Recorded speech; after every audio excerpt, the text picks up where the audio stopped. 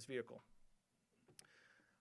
As of now, a preliminary assessment, and we have a lot of data to go through and a lot of investigative work that needs to be followed up on, but a preliminary assessment of the suspect's social media activity indicates some very loose but self-proclaimed ties to the Communist Party USA social media group, as well as social media groups called Revolutionary Communist International, Hidden Palestine, Palestine Action, and a variety of other social media groups. That is part of our investigation, is to dig further into it and to be able to determine additional motive and other potential concerns.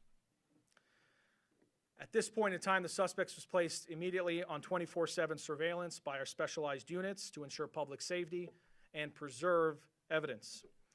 Additional evidence was collected as we continued our investigation, and the suspect was ultimately arrested yesterday evening. A search warrant was then obtained and served by the LVMPD SWAT team, which is by far one of the best, if not the best, SWAT teams in the country. They were able to do that safely and quickly. And as a part of their operation, we were able to conduct searches of 2 vehicles linked to the suspect's apartment, and we were also able to collect a buccal swab for DNA to be able to compare that to the DNA that we recovered from the scene.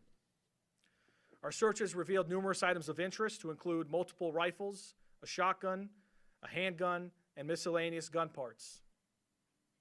You can see a photo to my left of some of the items that were recovered. We also were able to recover ammunition in multiple calibers to include the caliber that was used in the crime. We also recovered numerous electronic devices, which our partners at the FBI are quickly analyzing. We also recovered a black gun belt with a pouch that had pink paint residue on it. You can see a photo of that to my left, as well as a black backpack with pink paint, face masks, and other articles of clothing that are consistent with the suspect's description.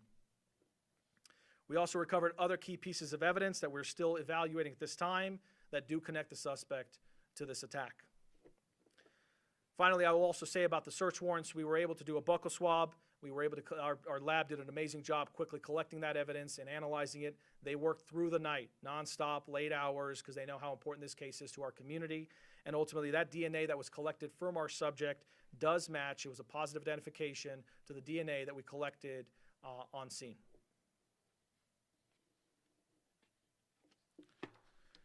It's also worth noting, I'll just kind of conclude here by talking about the charges. So for now, at this point in time, he was charged with numerous felonies to include 3 counts of arson, 3rd degree, 3 counts of unlawful possession of explosive or incendiary device, 4 counts of destroying property, and 5 counts of discharging a firearm into a vehicle or structure. The suspect remains in custody, and we're working closely with the Clark County District Attorney's Office and the United States Attorney's Office on the prosecution.